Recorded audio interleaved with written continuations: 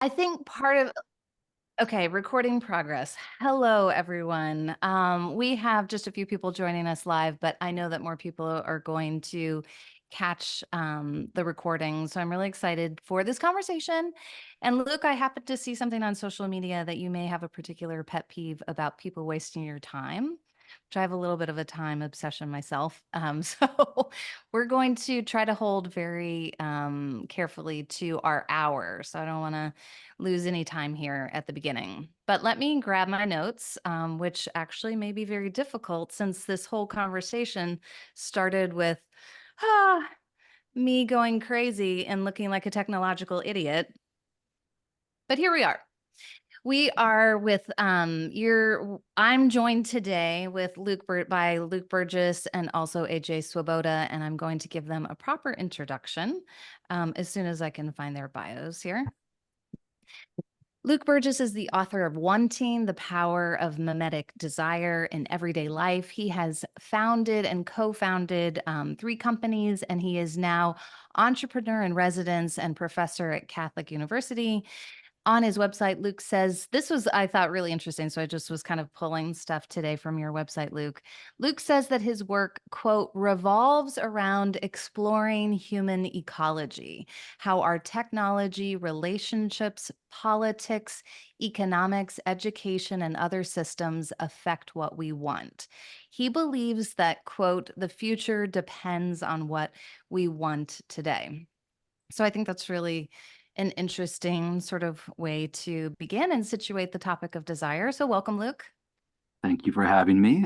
This is sorry, I'm in a closet in my basement, and it's the first time that I've set up this new thing. We have a crying baby upstairs, and it looks like way more like creepy than I was expecting it to look, kind of dark with this neon light. So forgive me for that. I'm still tweaking it, but it's very good to be here. Thanks for the invitation, Jen. Well, I'm really glad that you're joining us. And I'm in my dining room. And this is actually a Lego set that my husband has insisted upon putting in our dining room. And let's just say competing desires, warring for once currently in our household. I got him the Lego set for Christmas when he tore his Achilles. And I thought that would keep him and other members of our family very busy. But I did not expect that it would actually end up in our dining room. So there it is. A.J. Swoboda is also joining us today.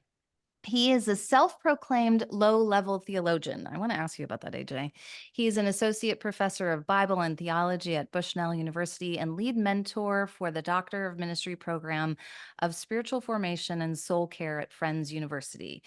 He is the author of many books, and the one we're going to be talking about today is his most recent book, The Gift of Thorns, Jesus, the Flesh, and the War for Our Wants. So we're going to have a conversation about desire, why it matters, how it gets formed and deformed. And I think most importantly for people in my audience, many of whom would call themselves disciples of Jesus Christ, the question of how we can be intentionally formed in desires for the true and the good and the beautiful. So as I have introduced you a little bit, I'm sure there are many important things that I've left out. So give us some highlights. AJ, I'm going to start with you. Just tell us anything biographically that you think would be interesting that I didn't mention for just people that are joining and aren't familiar with your work. Well, Jen, I'm a little disappointed that you didn't mention that when I was 13 years old, I tried out for the movie Free Willy and Oh, almost got the main role. And I feel like this should be an official part of my biography. I'm a little slighted. Actually, I don't know if we can continue. Uh, it needs to be on your website if you want it indeed, included. indeed. I need to, yes. Aside from trying out for the movie Free Willy at 13 years old, yeah, this summer celebrating 21 years of marriage to my best friend Quinn, my son Elliot. We live here in Eugene, Oregon, and yeah, in all seriousness, and I've said this a billion times and make it clear in the book, Jen, you paved the path on this conversation for many disciples of Jesus, and so it's an honor to get to talk about something with you that you have had a deep impact on me about. So it's a joy to get to talk. It is really fun. It's really fun to talk about something that is just very near and dear to my heart. The desire and the conversations the ways that I think it goes wrong or is limited or insufficient. So great. I'm excited for people to hear from you, AJ. And then Luke, any biographical information that would be relevant or interesting for people joining today? Let's see. I'm married to my wife, Claire. I have an 8-month-old baby girl named Rome. I normally live in DC, but we spend our summers in Michigan in a little lake house. So I'm down in the basement here. Let's see I think a big part of my story, and I was reading AJ's book in preparation for this, and I appreciated the little story about Thomas Merton at the beginning because I see so much of my own life in that. And you frame his very radical change in life as a bubbling up or awakening of these desires that he didn't know were even inside of him. And something very similar happened to me when I was in my late 20s after having started a few companies and being immersed in the world of startups.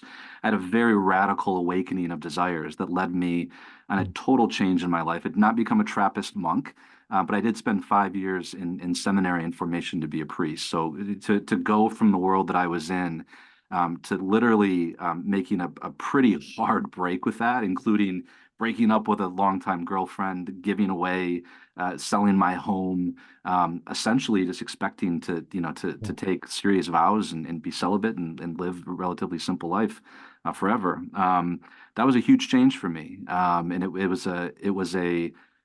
it's a story of desire. So I won't say more than that, but that's a big part of my story. I mean, I'm not a priest, but I was in seminary for 5 years, and then even coming out and sort of reintegrating into the world and all of the new desires that came into my life during that process when I kind of had this weird seminary experience, which is like I don't know, being outside of Plato's cave or something like that. And I didn't have to contend with a lot of the really difficult things in the world. It was kind of I don't know, it was a difficult time, but it was also, I was also shielded from many of the anxieties, the financial anxieties and things like that, of being in the middle of the world, which is where I'm right back at, but now hopefully a little bit more equipped to make sense of my own desires and the things that are going on around me. Hmm. That's incredibly beautiful. I guess I would probably venture to say that every conversion story, in some way has to represent a conversion of desire. I don't know. What do you think about that, AJ? Yeah, I mean the most of the some 183 questions or the nearly 200 questions that Jesus asks in the gospel stories is the question, what do you want? It is this integral part of his ministry to the world. I do think that part of Jesus's ministry to us and work in our lives, maybe one of the deepest works in our lives, is for us to actually get in touch with the desires that shape us. And actually, as a father, the older I'm becoming, I'm doing a swan dive into my midlife crisis at 43 years old, and I'm learning very clearly as a father the danger of unexplored desires as they relate to my son. That is to say that when I don't know what desires motivate my heart, I actually can do significant damage to my son. There was this Carl Jung, who was a famed psychologist, who had this line that he wrote in one of his journals that has been kind of repeated and fleshed out. But he would talk about how the greatest threat to a child is the unlived life of the parent. And his idea there is that what we're not in touch with, we end up actually putting on the back of children and putting on the back of those around us. I'm learning it's not just something that's important to integrate. Friends, we need our salvation. We need salvation to touch our desires. Otherwise, we are going to put a lot of stuff on the vulnerable that's pretty dangerous. Yeah, Go ahead, Luke. Well, Yeah. I've been thinking I'm 1 year behind you, man, with the midlife crisis. So I'm right in it with the baby, and which has just rocked my world, changed my life completely. Yes. I'm trying to, it's made everything a little bit different. Working on a book with a baby versus without a baby are two different things. I've read quite a bit of Alice Miller, if you're familiar with her. Mm. And I have a friend who's been working through, who's also a father. To give you a concrete example of a desire, he had this desire to feel appreciated and heard and seen by his parents, specifically his dad, and never felt like he was, or he didn't feel recognized. So he grew up with that trauma and this deep, deep desire to be appreciated, right? To be praised that he did not receive from his parents. And this friend of mine said, I catch myself needing to be praised and appreciated by my son. I'm like, I'm trying he would Mm. use the word use my son to basically fulfill the very desire that I didn't get from my parents. And if we're not aware of that, Yeah. using people, right, especially our own children, to fulfill our desires put so much on them. And I thought about my friend because he and I have been having this conversation for the last few years, a few years ahead of me. And I'm now re-examining the history of my desires, kind of like in Augustine's Confessions here, where I'm going through the history of what did I want when I was a kid? And where might I have had some unmet desires, some things that I regret, some pain in my life, and I want to make sure that I don't perpetuate that with my own children. Mhm.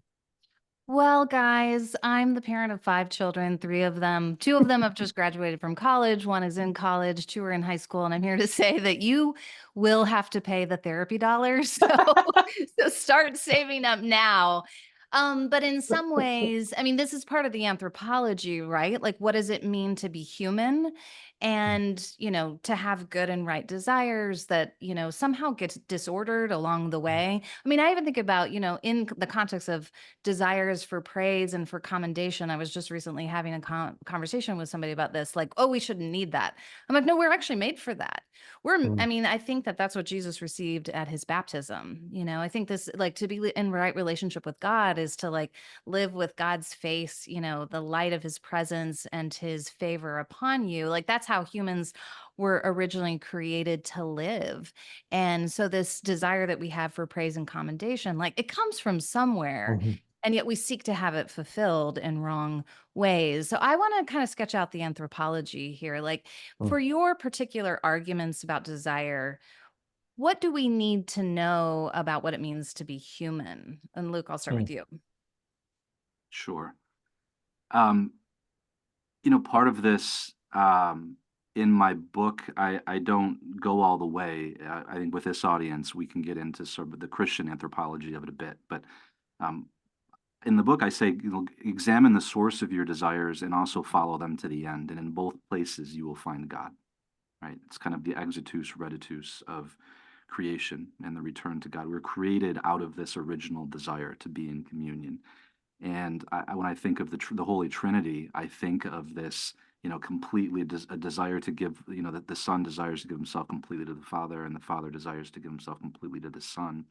Um, and we're sort of made in that image of really that's a mimetic dynamic. That's an imitative dynamic in a Hmm. very positive sense. We haven't got into that word yet and what that means, but so part of what I am trying to do in my work is show how we're social creatures as human beings. So this is a critical part to get back to your question of anthropology.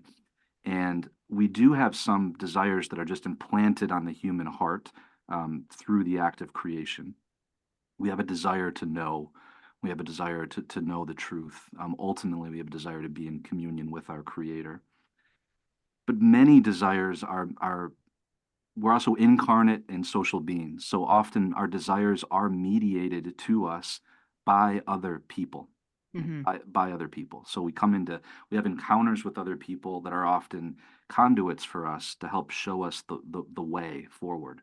And those can be good encounters or those can be bad encounters. We can encounter somebody that can implant a really negative or toxic desire in our hearts. Or we can encounter people that inspire in us a desire, for holiness or for sanctity or for goodness or truth or beauty. I think we've all had stories of coming into contact with people that have in some way affected what it is that we want, if we're Mm. honest with ourselves. And that is very different than I think, the narrative that the world tells us, where our desires sort of bubble up from some magical place inside of us. And I wake up one day and I want something, and it just came out of absolutely nowhere. And I don't I don't test it. I don't examine it. I don't wrestle with it. I just say, oh, that must be who I really am, or that's just what I want. That's the way that I am, or way that I was created, without actually understanding the mystery and complexity and teleology of desire. We just take them at face value. Mm. We often don't think about where is it leading us to. Mm. Um, Oftentimes, let's say we have some lustful desires or something like that. Well, perhaps that is a desire for intimacy or communion, but we just sort of stop at the lust. We don't actually grapple with it, and we follow it. And the words that I use in the book are thin desires and thick desires. Um, there's so many desires that can start out thin, which could become thick desires if we actually pursued them and built them like in a positive way, right? So I think that the main anthropological foundation of my work and examination and desire has been the social process through which even God's holy desires are mediated to us through other people. So Mm. at the deepest level, I think our vocation, living out our personal vocation, is a deeply implanted, what I would call a thick desire in us. But understanding oftentimes what somebody is called to do or what their vocation is happens by way of other people helping us figure out what it is that we want. The older I get, the more I realize that I don't really know what I want, and I need help figuring that out Mm. in relationship with other people, my wife, my mentors, my friends, that can help me unmask some of the lies, frankly, that I tell myself. And with I think it requires a certain amount of humility to understand that we don't know our own desires as well as we think we do. Mm. And being able to confront them, to examine them, the good and the bad, to be able to face them, is part of growing up into as a mature adult and certainly as a Christian. Hmm. Thank you. AJ, what do you want to add to that in terms of just Oh, theology? yeah, so good. Yeah, part of the thrust, or part of um the burden that I did feel uniquely called to write about in the Gift of Thorns, was a theological exploration of where desire comes from. And actually, part of the reason that I wrote this book, which was a 10-year project. I mean, the topic of coming to terms with the issues that were wrestled out here took years, but it actually goes back to a very personal story for me, and that was that I noticed around my late 20s, early 30s, how much I hated my birthday. Hmm. And I would like resent my birthday. Like I would resent that I would get super almost I mean, there were a couple birthdays I experienced suicidal ideation. I didn't want to live. Um, these deep, I mean, low levels. And what it was I didn't know how to ever respond to the question, what do you want for your birthday? Mm.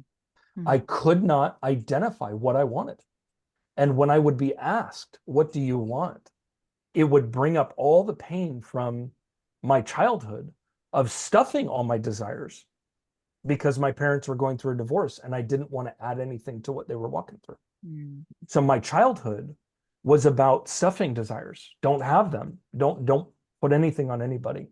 And now in my older years, because I've stuffed those desires, and in my older years, because I've stuffed them, they either come out with such rage that they're almost uncontrollable, or they come out with deep sadness. Like Mm. I describe in the book a disability of desire that I feel like I have had since being a child. Mm. When we theologically look at, I love, Luke, that you mentioned the Trinity, the idea of the Father, the Son, and the Spirit equally longing for each other. We in theology call it the condilectum. It's the equal longing that they desire each other. It's a really interesting way to think about Genesis 1:0. The Bible begins with Genesis 1:1, but there is a Genesis 1:0. And Genesis 1:0 is, well, what was God doing before God created? Mm. And the answer to the question is we don't know what God was doing, but we know who God was. God is love. And you can't love unless there's somebody else to love. It assumes the Trinity. I mean, the concept of God's desire and God's love, creation is the result of God's desire. God did not create because God was lonely. God did not create because God needed more people to praise him. God did not create out of lack. God created out of love. And the idea, in fact, there was a German pietist reformer, Jacob Bohm, who famously said, he defined creation as the concentration of God's desire. It's a beautiful description. Oh, Like that is. all of creation is God's desire in flesh, right? When you look at the first humans that God has created, there's one unique difference between the creation of the humans and the animals in the creation story, both of which are made on day 6. When God created the humans versus the animals, when God created the animals, interestingly enough, when God created the animals, which is the animal kingdoms are dimorphic species where you've got male, female. In the creation narrative, God creates both the male and the female in the animal kingdom at the same moment. So all the animals are created at the same exact moment. So they are created in pairs, which is a unique contrast to the creation of the humans. Mm-hmm. Because God actually creates the man before the woman. And the man comes to God and says, these animals are great, man, but something's off. And God, it's the first not good in the Bible. God says it's not good for man to be alone. And then God creates the woman. There was a Catholic theologian, Urs von Balthasar, who famously said that by creating the man and the woman at different times, that the man is the only creature in the Garden of Eden that is actually created with an unfulfilled desire. And that unfulfilled desire is a unique capacity to long that is unique to humans. And his theology, and I think he's absolutely right, is that the uniqueness of human beings is we were created by God to long. That you could almost look at Imago Dei through that lens. That is what's unique about humans, is that we are longing creatures. The problem, of course, becomes after Genesis 3, our longing is twisted and turned as a result of sin. But we have to begin with the goodness of desire before we get to the sin of desire. And if we don't do that, then we treat every human desire as though it is the flesh and evil. God does not invite us to crucify our desire. He invites us to crucify our flesh. And if we don't distinguish between the two, we're going to end up shaming people to crucify the very thing that God is trying to heal. And not just shaming people, right? But actually cutting off a source that might lead them to God, as you guys have both sort of just sketched out. Like if we're created to long, like you think about longing and the role it plays in the spiritual life. We just talked about Psalm 63 yesterday at church, and I thought, that the longing for God as if you're a thirsty person in a dry and weary land. And I thought, we talk too infrequently about the dry and weary land, like this idea that we live in a world that cannot satisfy our deepest desires. And until we get in touch with, I feel like for me, the message was always desire is bad. Desire is bad, take the spigot of desire and like just turn it off. But then that like cuts off at the knees anything that could actually be like good in your spiritual life, like your longing for God, your will for change even, and for spiritual transformation. So this idea of like longing is good and longing needs great repair in the world, I think is a correction kind of a couple of different things, like in the church, the ways that we're getting desire wrong, but also in the world. And that's what I did want to ask you guys, like, as you think about your book, do you feel like you're adding to, a story of desire that's out there, correcting? Luke, talk about how even just your introduction to the work of René Girard, right? I do speak French, but I feel like I keep wanting to say Giroux.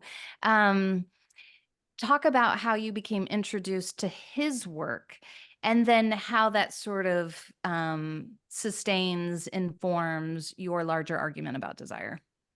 Yeah, so much of my book is based off of the work of a French Catholic philosopher named René Girard, who's famous for his mimetic theory of desire. So he believed that it's debatable, right? Most or all human desire is formed through an imitative process. So desire is imitative by its very nature. Our desires are not created ex nihilo out of nothing. They are formed through a process of imitation. We can go down a pretty deep theological rabbit hole with that idea. I don't know if we have time to sort of have that full discussion because that brings in sort of the nature of grace and like is all desire really mimetic? But I'm going to table that for now. I'm happy to have that discussion if anybody wants to. But I came into contact with Girard's work while I was in seminary through a Jesuit priest while I was on a silent retreat. And I was struggling in seminary at the time, largely because of what we were just speaking about. I think I had, we have to be careful, especially as Christians, with some of the language that we use. The idea that I needed to just die to myself, for instance, right? I sort of took that as in an all or nothing way, to the point where, if I was enjoying anything or having satisfaction from anything whatsoever, I thought I was doing something wrong, right?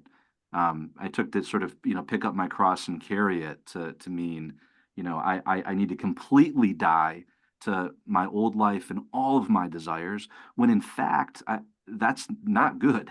Right? I have some, incredibly good and healthy desires, right? For creativity, right? To love, right? And I now think of it more as a process of transforming and letting God transform my desires into their highest form of love, right? Agape. But I was going through a real dark period in seminary where I hadn't quite grasped, well, what exactly am I supposed to die to? Do I just lose, do I just become a shell of myself? No. So I had these healthy desires that he wanted to feed. So I was in the midst of that on a silent retreat, and this retreat director, during the 30 minutes part of the day where I got to speak, we'd meet for spiritual direction. He would recommend reading, and he was recommending the Gospel of John to me repeatedly every single day. The whole Gospel of John, by the way, I think more than any of the other Gospels, is the Gospel where Christ is asking, "What do you want? What do you want me to do for you?" It's probably the theme of desire is most strong in John, and he was recommending these passages or the calling of the first two disciples.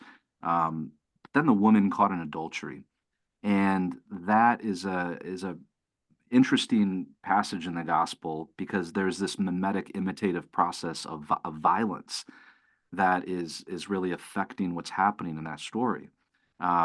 And Christ sort of intervenes in this stoning of the adulterous woman and reverses this mimetic process where through this imitating, once the first stone is thrown, it becomes easier to throw the second and even easier to throw the third.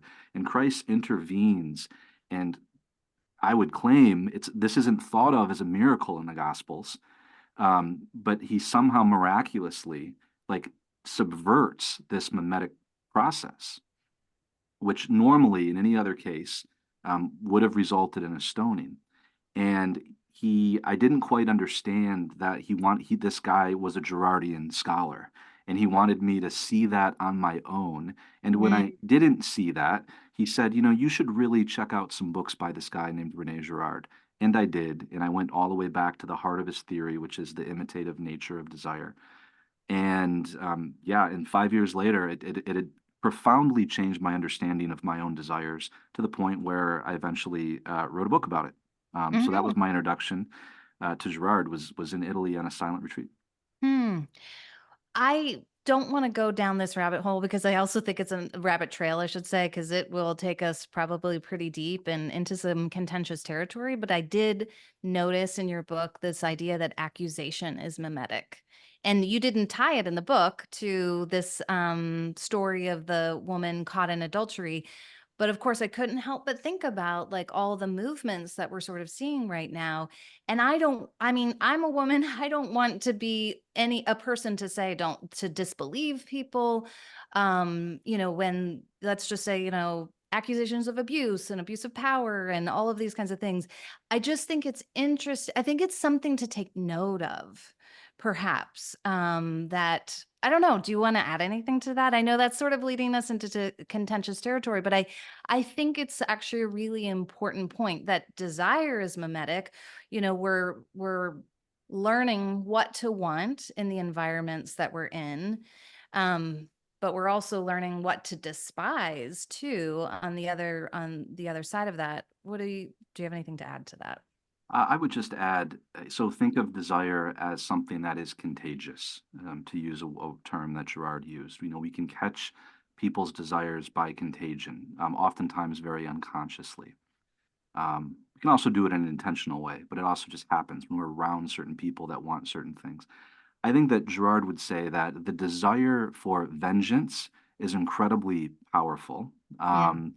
And if desire is contagious, it's contagious, the good desires and the negative desires. But in a world where many people have rejected God, so Gerard was very dark. One can expect some of these desires, like for vengeance or for accusation, the voice of the accuser. One could expect those to be more mimetically powerful than the good desires.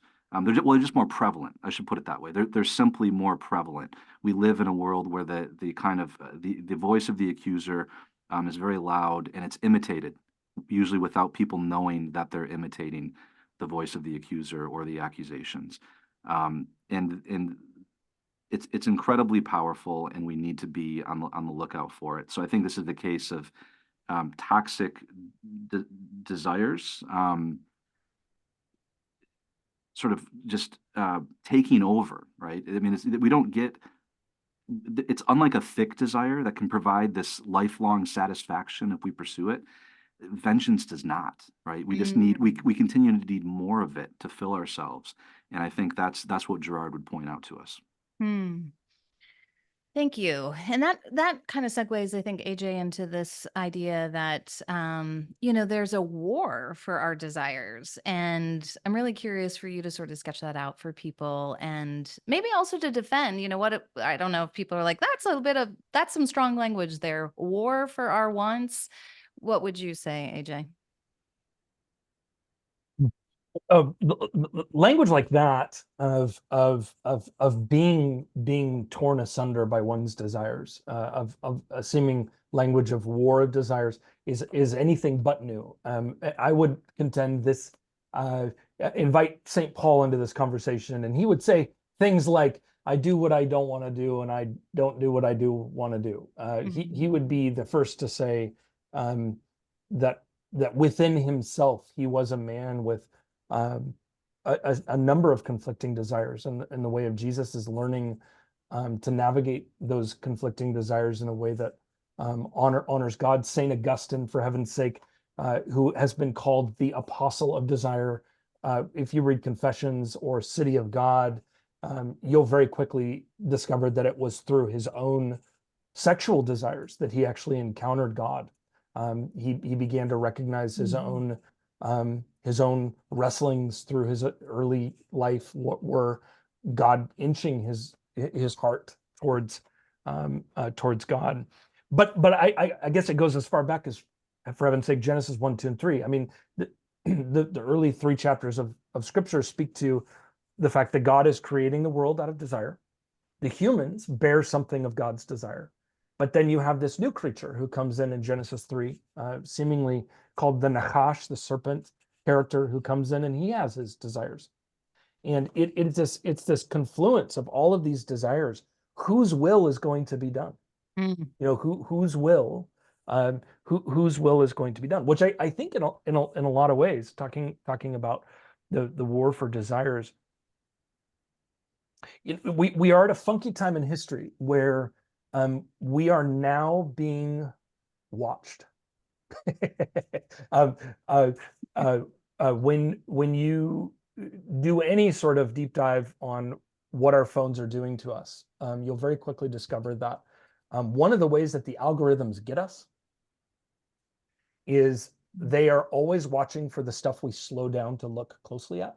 Mm. Kind of an interesting thing to think about, that you could almost define desire as the stuff that we slow down to look at. Mm.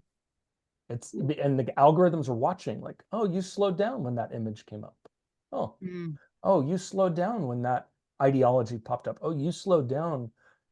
This is why Sabbath is such a critical thing for our desire, because it reorients us to God. We're going to slow down on God for a day. We're just going to slow down to be with God for a day.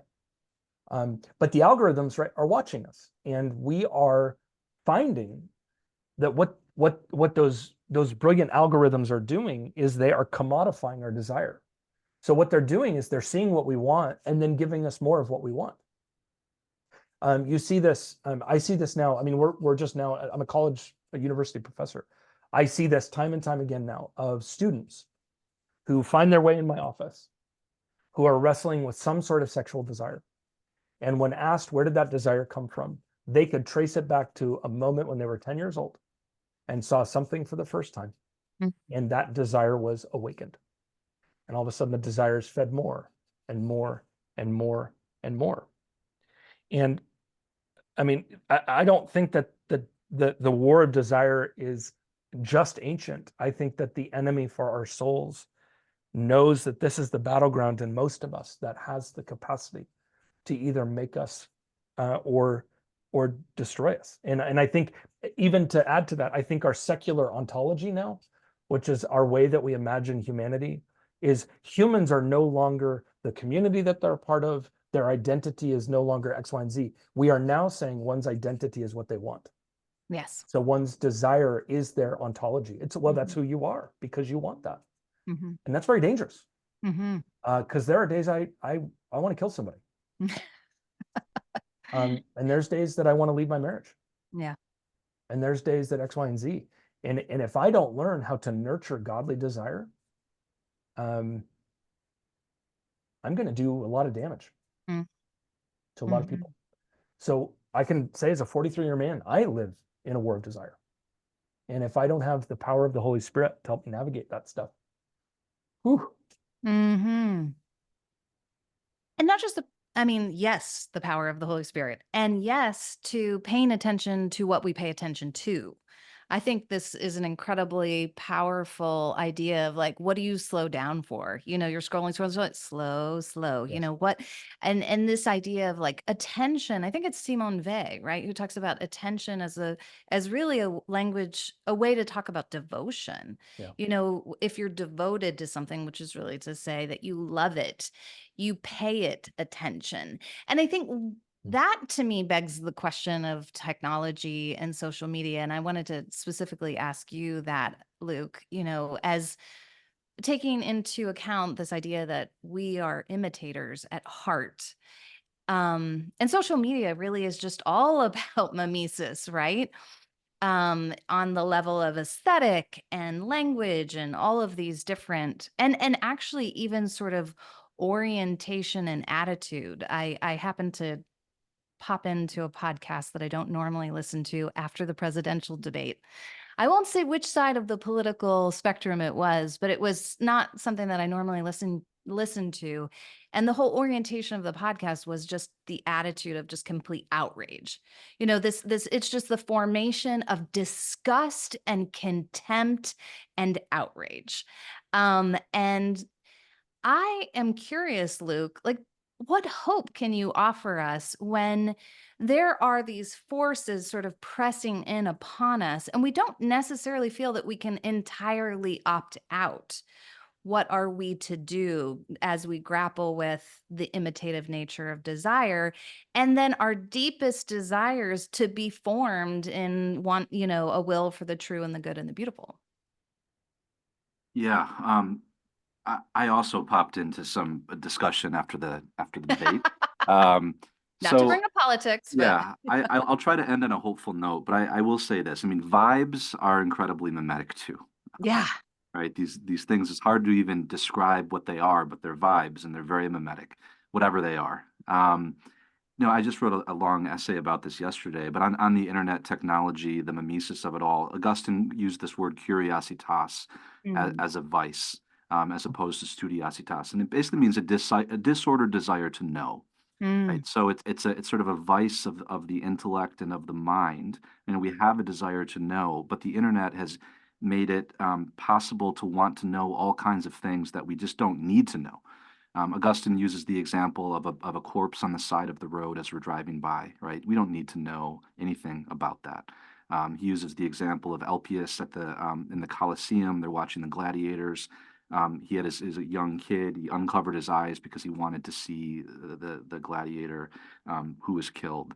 And then after that, he had this concupiscent desire to sort of see these bad things happening, and it was sort of contagious in his life. I mean, the Mm. internet has just taken that vice and just made it run rampant, right? So one little exercise that I tell my students to do this, and I try to practice this in my own life, is try to like form an opinion about something before you listen to what all the pundits have to say about it, right? Mm. Um, it's incredibly hard. I can't even have my students read a book and then everybody's terrified to be the first one to actually just say what they think about it, right? They're so worried that what it made them feel or what it made them think is somehow wrong. They Mm. want to know what all the critics had to say first. They need to listen to 10 podcasts. So there is a kind of training I think we can do that can make us uncomfortable, and partly that's just learning how to think for yourself a little bit and not falling back on the crutches. But I think there is some training that we can do in that kind of radical honesty, sheltering ourselves in some extent from the discourse or whatever we want to call it, whatever the vibes are out there that are out there, Mm. and just have nourishing conversations with people that are truly seeing and hearing us and want to have a discussion rather than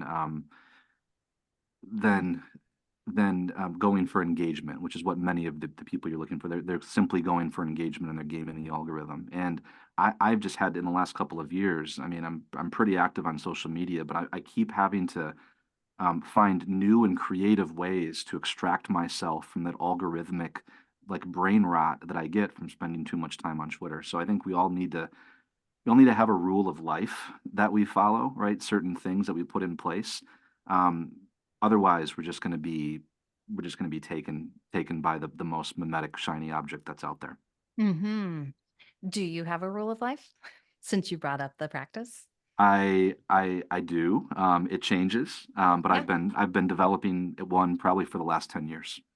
Amazing. I think that Benedict's, the rule of Saint Benedict is probably, I kind of started with that, like how to live in community when I was in seminary, Yep. and then I realized I needed to come up with my own because it probably wouldn't be the best rule for my marriage and my life the way that it is now. Yeah.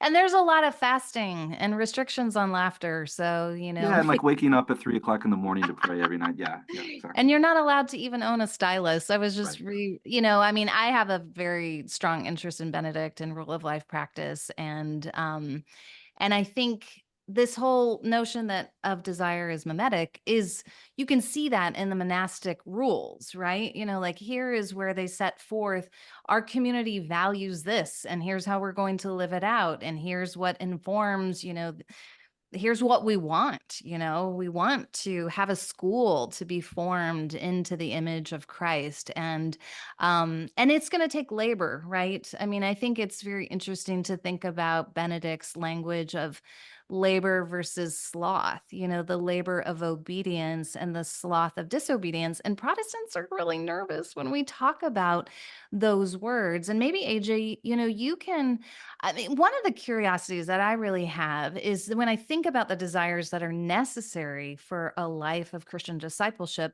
a desire for effort, for the effortful, I should say, for the difficult, for the inconvenient. I mean, I don't know how to love my neighbor except to often inconvenience myself, to put to death, the things that I want, or to, at least delay them, so that I can serve somebody else.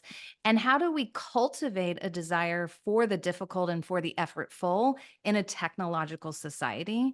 I think this is like a pressing question for me, urgent question. I don't know, AJ, if you've thought about it, or if you have, or if you possibly even see that in the life of your students, that they want knowledge without study, success without effort, they want transformation without participation.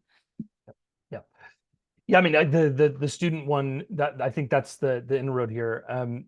I would say 5 years ago, I would have been so critical of the fact that my students were coming to university being as biblically illiterate as they are.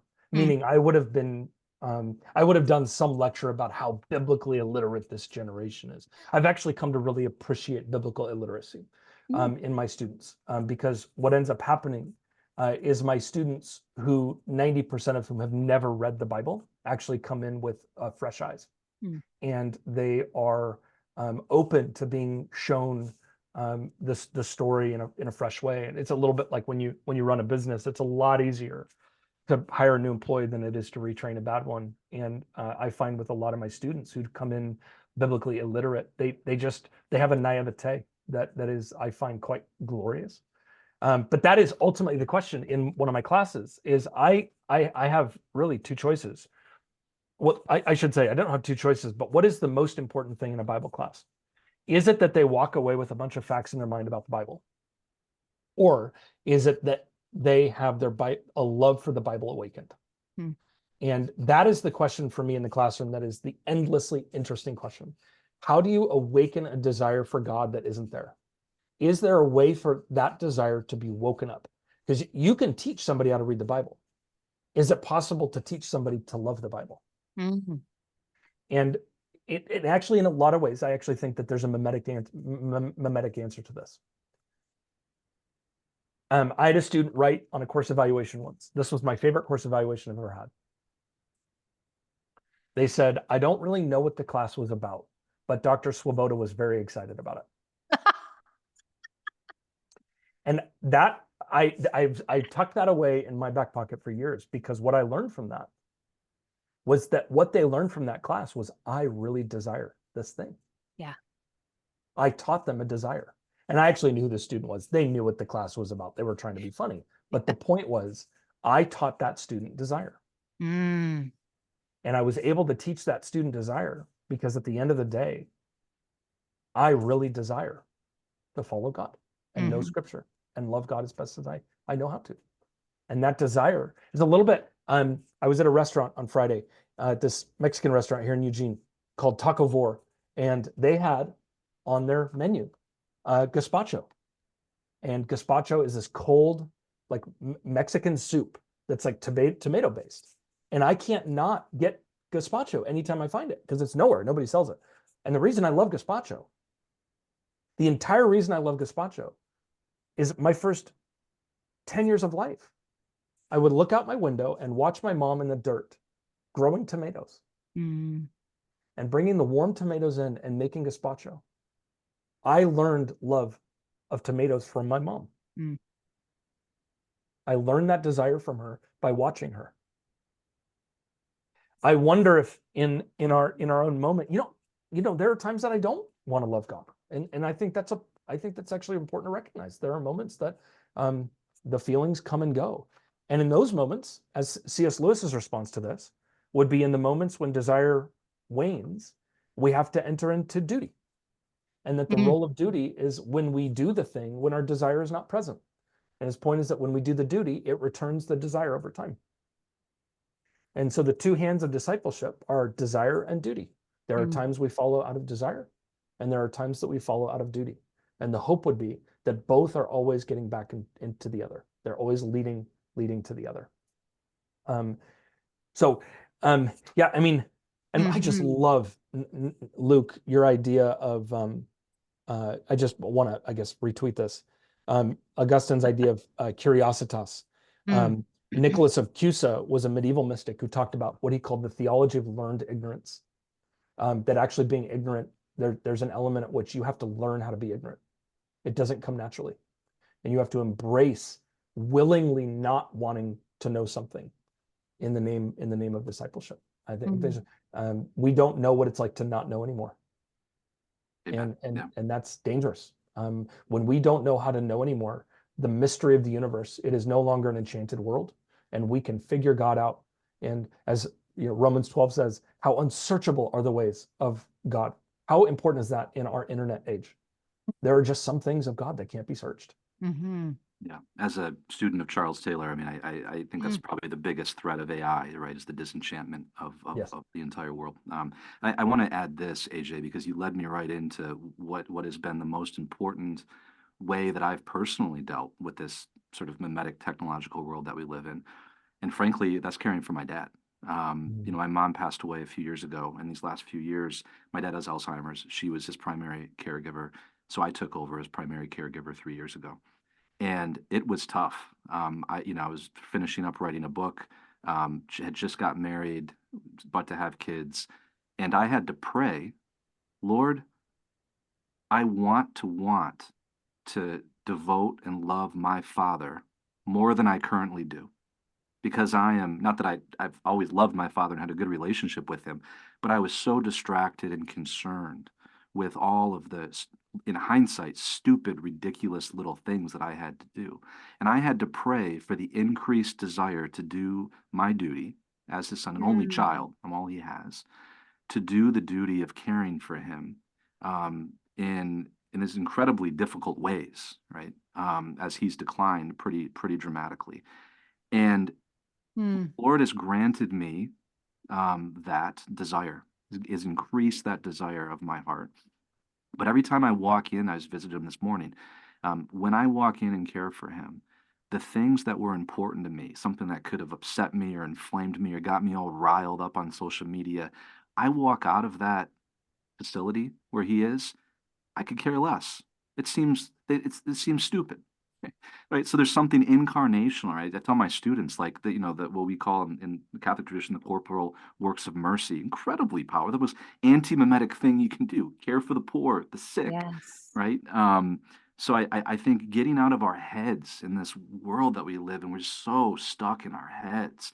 But when I see my dad's broken body in front of me, and that takes me out of myself in a way that really nothing else can for me, right? Other than my daughter, right? So I think, like, actually being intentional about those actions that ground us in this real incarnational encounter. I got nothing better than that. That's the best thing in my life. Mm-hmm. You're really actually sharing a little bit of my own story too. My mom has Alzheimer's, and we returned to the United States to care for her a couple of years ago. We were living in Toronto for 11 years, and making a dramatic shift that isn't really actually aligned with your like desires. Like we had a great life. We wanted to stay there. We wanted to sort of keep the relationships and community that we built. We had 3 kids in college in Canada. So the idea that God can give you a desire for something hard, for something that like it chafes against maybe your natural inclinations. My language is kind of imprecise here. What's natural and unnatural after you've been made new in Christ? But there's a bit of, but there are some active things that are at work here. This idea of like habits reinforcing desires, that you choose a course of action and it actually animates and kindles a desire, which reinforces the action, which kindles the desire. So, you've got that. And you've kind of touched on that in visiting your dad. And then I think, AJ, you kind of touched on the idea of models, that you stand in front of your students, however much they get of the course or not, you become a model. And you talk about that in your book, Luke, that, we always need a model. We're imitating models sometimes, but they always have to be hidden, which, we could go more deeply into that. But I think these are just important sort of touch points, because I think often we're feeling maybe that I don't want to say victim of our desires, but sort of powerless over them, that they arise from this mysterious place within us, and they're just there, and the idea that we can contend with them or participate in a process of transformation that, is divine and animated by grace is really hopeful. So maybe just share in our few like final minutes, like just, a couple more touch points for people, like to think about the life of good desiring and the actions that people might take to lead toward the formation of good desires. And I'll start with you, AJ. Well, it gets to the heart of the rule of life. I touch on it briefly in the book, but I wonder out loud what it might look like for us to have a renewed appreciation for the place that Sabbath plays in our desires. The ancient witness to Sabbath rooted in the narrative of the Old Testament. There's a lot of these really interesting little intricacies that come with it, like don't go shopping on the Sabbath. Don't don't go out and work the fields on these sort of things which might feel really uncomfortable for those of us that live in a 24/7 world. But I can't help but think part of that is God's brilliance, is just absolute sheer divine brilliance, to recognize that our bodies need Sabbath, our mind needs Sabbath, our work needs Sabbath, and our desire needs Sabbath. That our desire needs a day that it is not given the microphone, the loudest voice.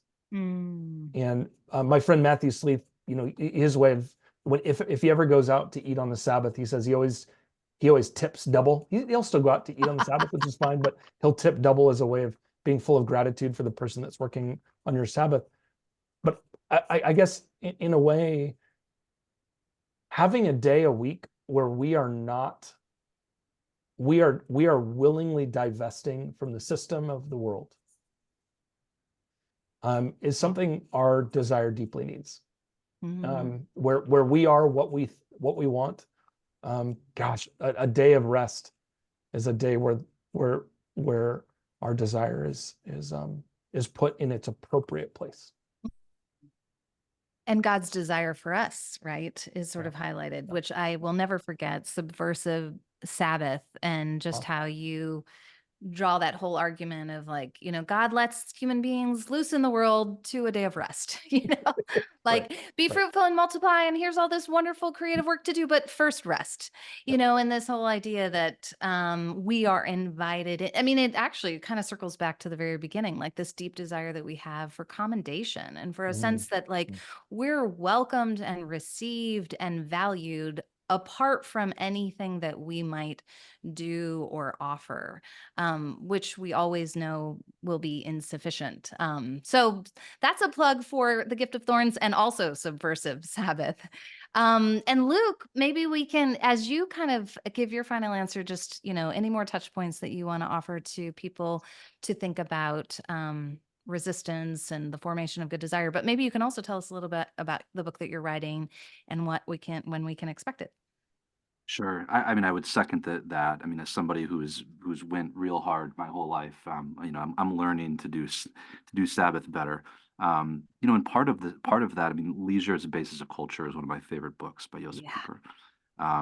Just being in communion with other people as they are. And I lived in Italy for a few years, and they're way better at Sabbath than we are, as most of us Americans are. And I think I caught the positive desire from them to chill out a bit on Sundays.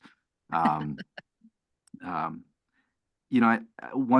way to think about this issue is for Sabbath is kind of how can I spend less time thinking about the fulfillment of my desires and more time thinking about the fulfillment of others' desires. Anybody in a marriage knows that sometimes a battle of wills is just saying a battle of desires. I want this thing, she wants that thing. And Luke, maybe today I'm just going to make my wife really, really happy by maybe my desires are not the most important thing in the world all the time and today, right? Just like reminding ourselves of that. Other people have desires too, right? I mean, this kind of gets at the heart of, I think, what we're talking about here. Like, how do we live in a world where people desire different things? Yeah. And if we're all sort of crowning our desire as the most important thing, we can't live in a world like that, where there's no renunciation, while there's no respect for the desires of other people. It's not sinful, right? But just the healthy desires of other people. Simple things like, my wife Claire wants to go eat at this restaurant. I would have picked a different one, but you know what? That's where we're going to go eat tonight. So to the more important things, like our family stuff, right, and education. So I think that gets us outside of Mm. ourselves a bit, and I think it's really, really important. I guess the Make-A-Wish Foundation kind of specializes in the fulfillment of other people's desires, right? And I try to do that in small ways during the course of my week. And I find that um, in my life, when I focus less on um, exactly any time that I don't know what I'm called to do, I just put my focus on my students and helping them. And Mhm. by some beautiful process, it ends up helping me at the same time figure out what it is that I wanted to do. I learn about myself that way. God's kind of telling me, look, serve other people first. And then it is so true as well. As a teacher, I've found that my students know what I want, and I can't lie about it. And we're very, very good at cutting through the BS and knowing what other people really want. So if I'm up there, I teach in a business school. I'm a professor at a business school. If I'm up there telling my students that money is not the most important thing in life, but they can tell that I think that money is the most important thing in my life, they can smell that and spot that right away, right? So there is no duplicity with desire. People can fake it for a certain amount of time, but people are really good at knowing what other people want. That's why it works, right? We even lie, we know what other people want, even if they tell us they want something else. We can usually intuit by their actions what it is they want. So as an educator, I remind myself every day when I walk in the classroom, or obviously just as a dad, as a husband and a father, that people are paying attention, right? So in addition to me having models, I know that I am a model of desire for other people, and I probably don't even know who some of those people are. I don't know who's watching. I don't know who's paying attention. So all I can do is try. I have a duty and a responsibility to them to want what is good and true and beautiful, because I know I'm affecting other people as well. Mm. Mm. And the title of your next book. Do you have a title? Sure. The title of my next book, tentatively, is The One in the 99. And it is about the relationship between individuals and groups or communities and the way they affect one another, the way that people join communities and change the dynamics of that community, and vice versa. And how, if we don't have a solid sense of ourselves, we can get lost and swallowed up inside of groups. See this Mm. with politics, with all kinds of things, right? And I've been fascinated by that question for a few years, and I'm trying to figure it out. I don't write books because I have the answers. I write the books to try to figure out what's actually going on. So I'm about halfway through right now. Mm. Courage. Courage. Well, I'm going to reach for your books here, guys, as we end this conversation, because I really want people to see it. And here's Wanting by Luke Burgis, The Power of Mimetic Desire in Everyday Life. If you didn't know what mimesis was before this conversation, now you can even work it into a conversation. I worked it into a conversation with somebody last week when they were trying to think about schooling options for their children. I'm like, well, let's talk about mimesis in your community, like how, yeah. Anyways, and then here's A.J. Swoboda, The Gift of Thorns, Jesus, the Flesh, and the War for Our Wants. Both of these are really incredible, and I'm very happy to be able to commend your work and also just to be in conversation with you. So thank you so much for joining me. And thank you, Jen, for all of your hard work in this field as well. Thanks so much, Jen. It's been a pleasure to be with you all, and I hope this is not our last conversation. It's really been great. Yeah, wonderful. Well, I will stop the recording.